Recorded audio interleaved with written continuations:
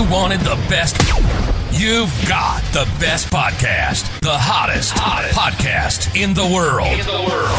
The Chris Voss Show, the preeminent podcast with guests so smart you may experience serious brain bleed. The CEOs, authors, thought leaders, visionaries, and motivators. Get ready. Strap yourself in. Keep your hands, arms, and legs inside the vehicle at all times, because you're about to go on a monster education roller coaster with your brain. Now, here's your host, Chris Voss. I'm Moses Voss here from the ChrisVossShow.com. Ladies and gentlemen, our listeners, that makes official welcome to 16 years and 2,500 episodes of the Chris Voss Show.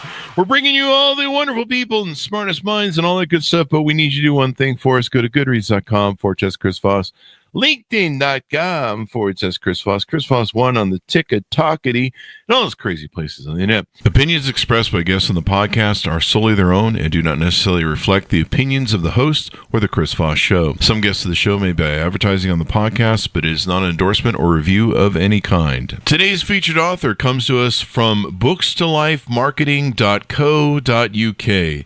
With expert publishing to strategic marketing, they help authors reach their audience and maximize their book's success. Today we have an amazing young lady on the show. We're going to be talking about her book.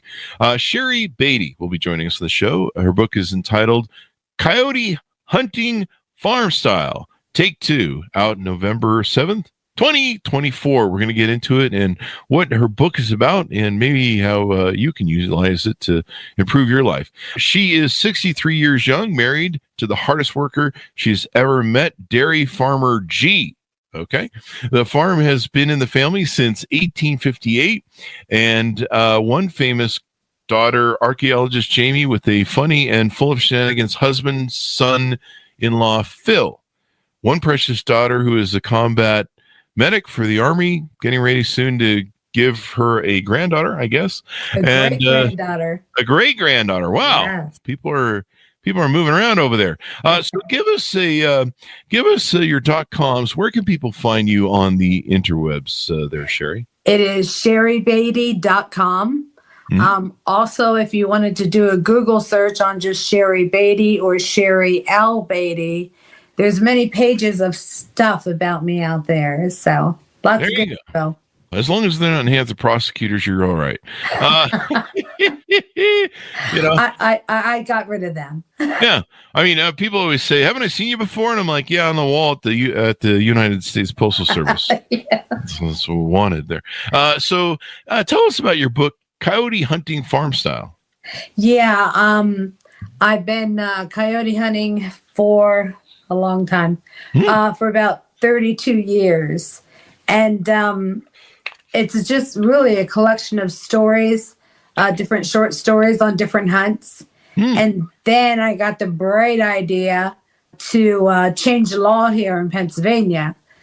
So I went on that journey. I found someone to write the bill. I lobbied for it.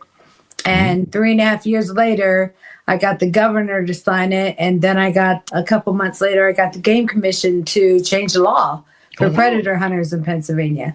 So then I thought, okay, I want to tell this collection of some of my most favorable hunts and kind of like put an exclamation point at the end of it after I talk about the bill. Just, this is me. Yeah. Coyote hunting. So yes. Tell us, how did this start? How did this begin and what got you into this sort of predator hunt? I married a very hardworking dairy farmer, and basically he was doing field work, and he said, "Why don't you go up there and shoot those coyotes?" So, I just started, and then about a year into it, I thought, what are these animals that I'm really hunting, and why? And so then I started doing a lot of research on them, East versus West, and just started to learning about the actual animals. There was 1 month that I went up to my cabin and just sat there for the whole month and never fired a trigger, never pulled a trigger, because I wanted to listen to their vocalizations. I wanted to watch how they work, with the animals, the wild animals out there. So I learned a lot. And plus I wanted to watch the other animals and how they interact when the coyotes light up. And so I took a whole month and just really researched it with these coyotes. Get to know your enemy, I suppose. Yeah. Now, was there something happen on with the coyotes? Was something going on in the farm that caused them to? There were a couple times where they would bust through the barbed wire fencing. Wow. So they would end up getting gouges or hurt, and the coyotes would come relatively too close for comfort, as far as we were concerned. They probably harass the animals. We were talking before show. If you've got kids, small children especially, or small dogs, even bigger dogs, I've seen coyotes go after them in a pack. Yeah, and one dog, it's trying to fight off four is scary. I was hunting up back one time when I heard the coyotes laid up down in the swamp, and the first thing that came out of the corner was a domestic dog, and it had a really long chain on it. Oh, no. And then before you know it, there were 5 coyotes coming after that domestic dog. Oh, wow. So that's crazy. Yeah, and I imagine, if you have a farm, they might go after the cows or the chickens and lions and tigers, bears, all that sort of stuff, right? Yeah. Yeah. So you get into coyote hunting, or is it also called predator hunting? Are there other things you hunt? Yeah. A lot of people call it predator hunting. I call it coyote hunting. Okay. Maybe you need to team up with Chris Hansen. He does some predator hunting too. I can see a reason some people should be put down on that show. Now this says Take 2 in the title of the book. Was there a Take 1 book, or is this? There was a Coyote Hunting Farm Style 1, and that's been reprinted 3 times, and I just finally stopped reprinting it. I just let it fall to the wayside. Is Take 2, I guess, better then? Is there more stories, or what's the key component there? Yeah, just Take 2. I wanted to use the same title that I used on the first one, and then I was sitting here thinking, I thought, oh, Take 2 sounds cool, so I'll just add that to the end of it. Now, are you the owner of Crow's Nest Calls? Am I seeing that? Yes, I am. Okay. What are those? Tell us the layman. They are predator calls. I have a coyote vocalization call. They're all mouth calls. And that one is double dog dare ya. I have a crow call. And then I have a rabbit distress call. You have anything for dating on Tinder where I can have a call to attract some wildlife? I can teach you how to howl, but I don't know how successful that'll be. I usually just wave money around, and that seems. Oh, there you go. That'll work. So, on the cover of the book, it says "Blow a crow, drop a yote." What does that refer to? That was a tagline I come up with because I'm always using my crow call when I coyote hunt. Oh, really? Because the crows have what I call the bird's eye view. They're up there in the treetops. So I blow my crow call, and usually I can drop a yote because the coyotes always want to know what the crows are talking about, whether it's food that they might have or danger or something, but they always want to know what the crows have to say. So that's why I always incorporate my crow call. So it kind of like a tagline, blow a crow, and boom, you drop a yote. Well, it's probably important because according to Edgar Allan Poe, if it says nevermore all the time, that's a bad sign with the crow. That's a literary joke. Yep. Sometimes we go too smart on this show.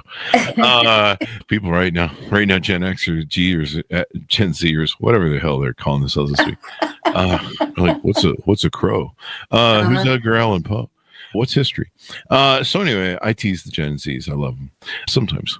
So you've got your collection of your stories in here, and then it sounds like you've done some legislative work. What was some of the legislation work you mentioned earlier, and why was that needed to be done?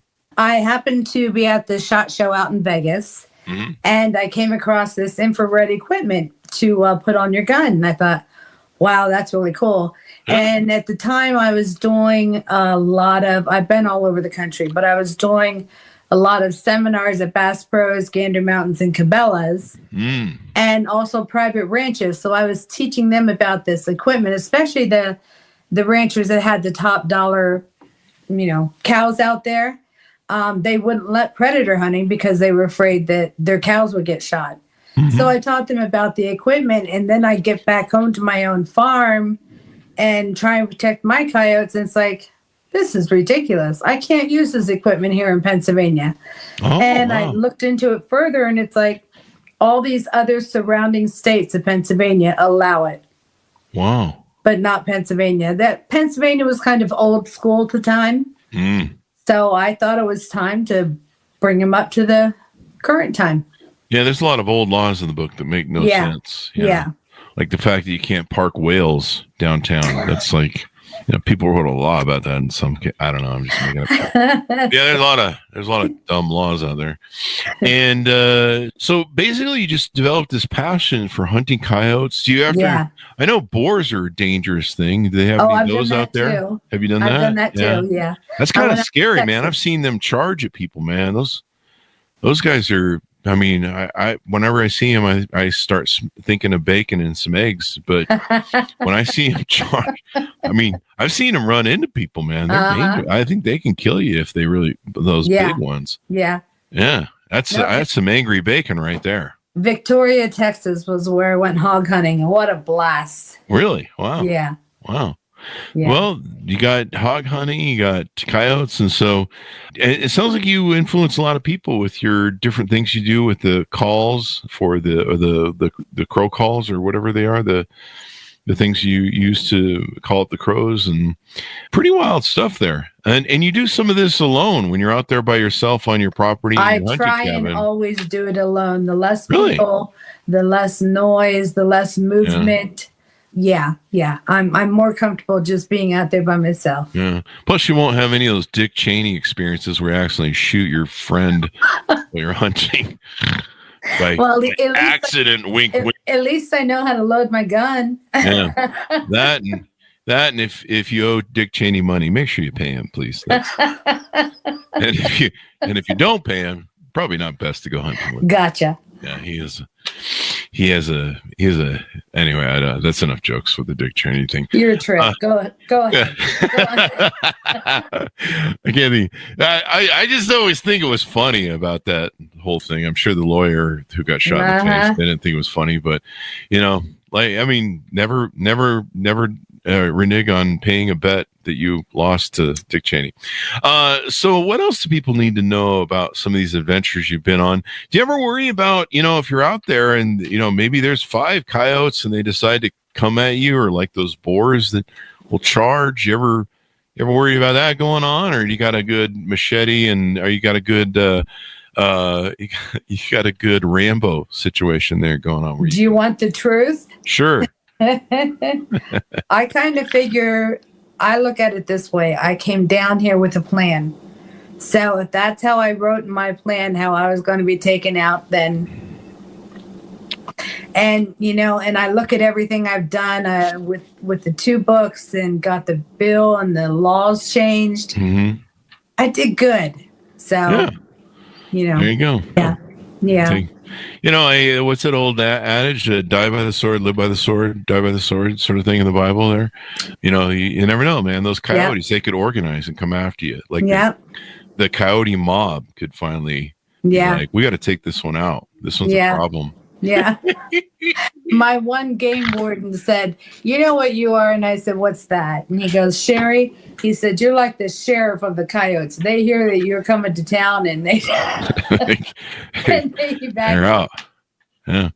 Well, coyotes, do they ever have rabies and stuff too? Is that like a thing sometimes you got to worry about? Rabies is very rare for coyotes, more like foxes. Foxes get rabies. Yeah. Something like coons sometimes, but it's very rare for coyotes get it. There's a lot of diseases that they can carry too. So. I've seen some people on Tinder that I'm pretty sure have rabies, but I don't know. I think Tinder should have something that says you have all your shots. So I always tell people I'm updating on my shots. That's anytime I take my dog in for rabies, and all the crap they have to do every 2 years or whatever it is now. I just go, give me a rabies shot too, just in case. I don't know. What kind of dogs do you have? Huskies. Oh, yeah. I have 2 rough cut collies. Yeah. So do you now? Are the collies the ones that you can use for hunting this sort of thing? You can, but they're more like my babies. Oh, okay. So they stay in the fenced-in yard, and they stay here with Mama, and Mama's happy then. Yeah. Because that could be dangerous, if you put your dog. I wouldn't want my dog out, hunting boars, because my gun's bigger than them. They don't have those opposable thumbs where they can hold a weapon. So yeah. But yeah, it's pretty wild. So what do you hope people get from learning and reading your book?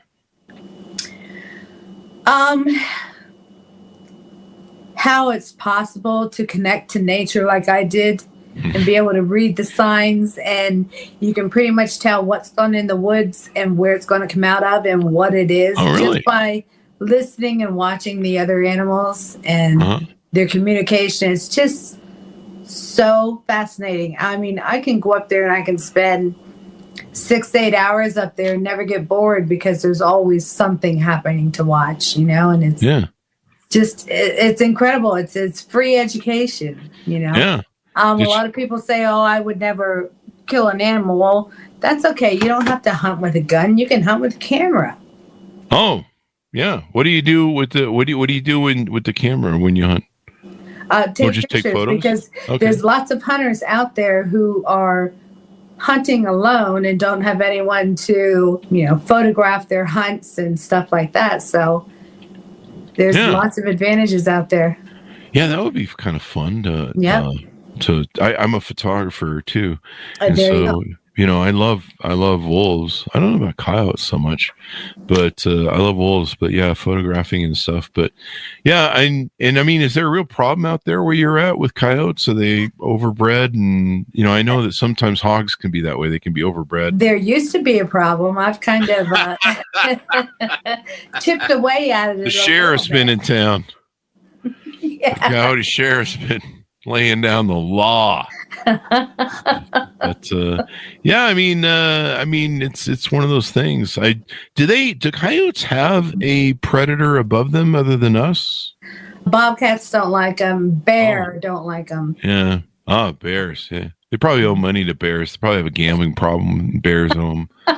Bears are like, you better pay the bookie, man. Got to pay the vig or else. Yeah. I know. Yeah. Coyotes are notorious for running up a gambling debt. I live in Vegas, so I'd say the only real predator that coyotes have are humans. Well, they got you. So these calls, do you want to plug the calls that you sell? Is there a website for that? Do you want to plug that at all? I killed that page because it just wasn't paying for itself. So I have a bunch of calls here. They can always reach out to me via email, and I'll get them set up. Do you do consulting and coaching on how to clean up the coyote stuff in your own neighborhood somewhere, around the world or something? I've worked all over the neighborhood. I've worked all over the country. Wow. People take these big time deer hunts and stuff like that out west. Just show me the coyotes. I don't care about any big game. Just show me the coyotes, and I'm there. I think you need to convert this book to a script for Hollywood and call it Jane Wick, Coyote Hunter. Yep. It's like 2 hours of murderous rampage of Jane Wick But when I get a coyote, I check the sex. I weigh it.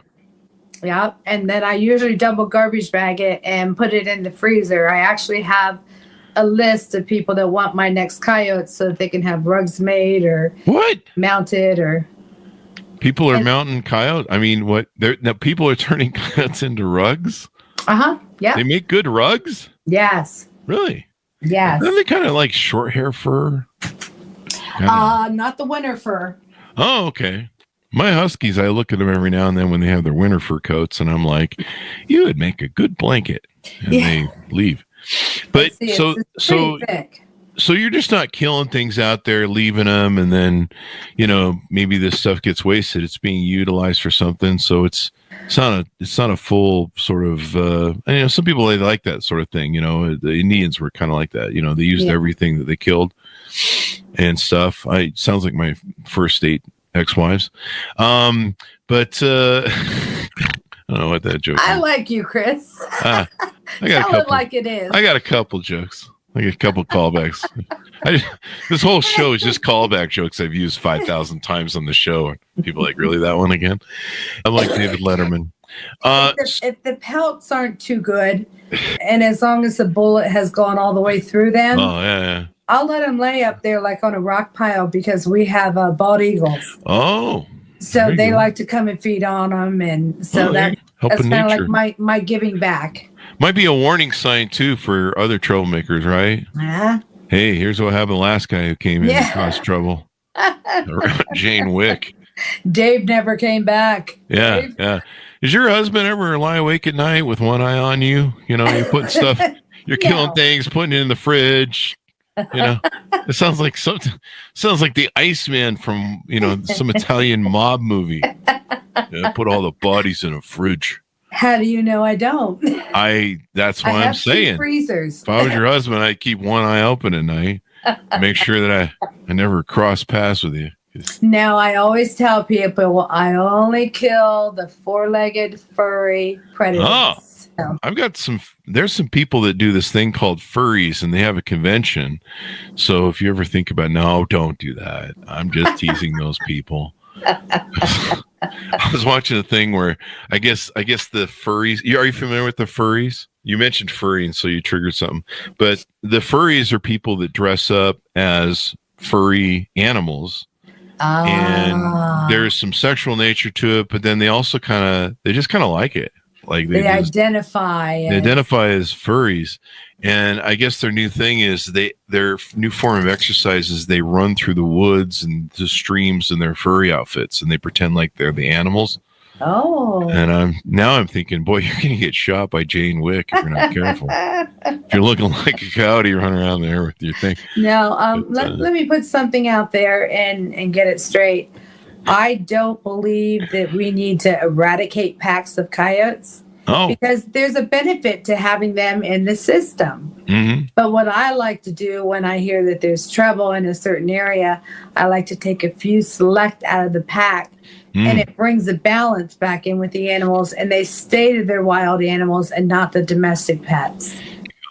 Yeah, probably important. I know that they have to do that with deers. I mean, deers. I mean, everyone loves deers. They're so cute, but the more I found out, the deers are just like giant tick fucking farms. Tell me about it. They are. They're like the worst.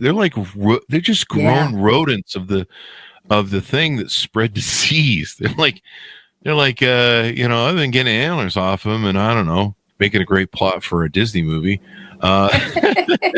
You can't eat the antlers, though, I've been told. Yeah, you can eat deer meat, though, huh? Right, with venison? Oh, my gosh, yes. I just got done canning some venison. Have you ever eaten coyote? No, but there are recipes out there. I would like to try their backstrap sometime. You probably send some of that meat. Backstrap on my smoker. You could probably send some of that meat to China. They like dog over there. That's kind of interesting. But I mean, these things, there needs to be balance in nature. You got too much of any one thing. Yeah. It's kind of a problem. I mean, I can think of a few humans that maybe we don't need anymore. But anyway, I'm just doing jokes, people. But seriously, though, we could just put them on an island. Yeah, and I like that idea. Never talk to them again. And I'll send over some names and addresses. No, yeah. It's funny how everyone has a whole list ready to go. So is Crow's Nest Call still a thing then, or you took the website down? I shut the website down. Okay. Yeah. Because I know I've seen those people that they go to competitions, like Miss America's got that competition for Who's the Beautiful Woman. Yeah. They have I guess nature calls sort of things. Yeah. And these guys are like all competing with each other for I don't know who can't get laid or something. I think there are some people out there that I know that are phenomenal callers. Really? Wow. I'm just so jealous. I need a Tinder call. That's what I need. So anything. I have go an ahead. idea for that. Rather than flashing money, start buying designer purses and flash a Louis. Oh yeah, that'll do it. Yeah. As long as they take a check, because I got more of that than cash in the bank. So there you go. I got more checks than whatever. So anything more you want us to know about what you are, how you doing, and how you doing it? Is there a book 3 maybe coming out soon? I'm not sure if there's going to be a 3, but I know there's something else I need to write, and I'm just not sure the exact direction yet.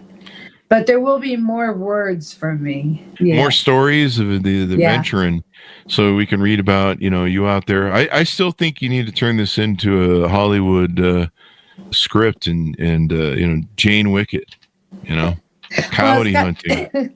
I do have 2 young men that have done a documentary on me. Oh, really? And they want to finish it up this fall. Submit it to some film festivals, and then they'll let me go public with it. But it's pretty cool. In a world gone mad, she's had enough of the coyote bullshit. It's called The Bounty. She's taking the coyote bullshit into her own hands, and now it's revenge. Jane Wick in Coyote Hunting Take 2. And there's one other thing that I can positively say. I will never, ever, ever get into politics again. Oh, that was probably a pain in the ass dealing with all those politicians. The game playing and ridiculous. Oh my gosh. No, never again. Nope. You just remind him that you're Jane Wick. I don't know. Don't do that, folks. But I could see this being an interesting thing, and coyote hunting, boar hunting, there's all sorts of predators. I mean, that's the biggest fear I have with my dogs. I've had friends say there's coyotes in the neighborhood. I've had friends that have had really small dogs that have been attacked. I have doggy doors, so anything can come in the doggy doors. But you have to scale a plastic fence or dig under it, I guess. But I have huskies. We fixed the dig under problem. But they have to scale over the fence, and I'm not sure they can do that, especially with a plastic fence. Oh yeah, they can. Really? Oh yeah. Oh wow. Yeah. Well, that's good to know. Now I'll lose sleep at night. So, but that's interesting about the crows. Is one of the reasons that the coyotes track the crows is because maybe the crows are feeding off of a dead carcass somewhere or something. Could be. But my share notes. When I start blowing like a feeding frenzy crow sound, it attracts the coyotes, and they want to know what those crows are eating off of. Yeah. Yeah. Yeah, we gotta. Hey, there might be a meal here somewhere. Yeah. Well, that sounds like me when I'm at McDonald's waiting in that long line. Yeah. All right. So as we go out, give people a final pitch out to order up your book and where they can find out more about you on the interwebs. You can go to SheriBaity.com. That has a connection to Amazon for purchasing my book. It's in many bookstores all over the world, and Barnes and Noble. Maybe you could make a novel where there's I don't know. It's coyote. It's kind of like Cat Mayhab. Remember that book? What was that book? The book Moby Dick. Remember that? Okay. And Cat Mayhab was like, most of the book, I guess, is a duel to the death between him and the whale. Maybe you could do something like that between like a Jane Wick figure like yourself and then a coyote, and you're like up against this main coyote of this coyote gang. I like it. Yeah, it's a novel. Okay. And then you could, the coyote's thinking too. He's like, how do we stop Jane Wick from a murderous coyote rampage? That might be book number 3. I like it. Jane Wick versus the coyotes. Or what you could do? You could do a thing like the Charlton Heston Planet of the Apes thing. You could come back in time or space or whichever the hell it was. I missed those old movies. Yeah, and then instead of Planet of the Apes, it's Planet of the Coyotes. Like the coyotes are taking over and they're like running shit and stuff, and you're like, "Get your hands off me, you dirty coyote!" If you're Gen Z, you can Google that and find out who Charlton Heston was. It's better than anybody you guys put up nowadays. Anyway, guys, thank you very much for coming on the show, Sheri. We really appreciate it. Thanks It's been fun to have you. I had And a fun time. I didn't know I love could pull so many jokes off of Coyote material. I didn't know I had it in me. I got to take this on the road now. There you go. So, folks, order up. Give us the .coms one last time, Sheri, as we go out. The .com for your website. Hey, Sheri, can you give us the .coms for your website one last time? SheriBaity.com. SheriBaity.com. And that'll be on the web. That'll be on the Chris Voss Show site. You can check that out too. Order up our book wherever fine books are sold. It's called Coyote Hunting Farm Style, Take 2, out November 7th, 2024. Sounds like some fun stories there. You read them to the kids at night. There you go.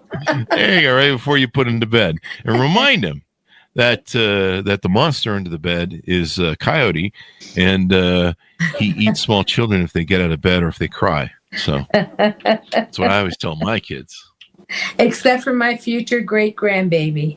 Oh, okay, yeah. And then if you duct tape the kids to the bed, that I won't scare her. I'll just raise her and take her up hunting. Take her out on the murderous rampages. Yeah. All right. Well, thank you very much, Sheri, for coming on the show. Thanks for having me. I had a great time. Thank you.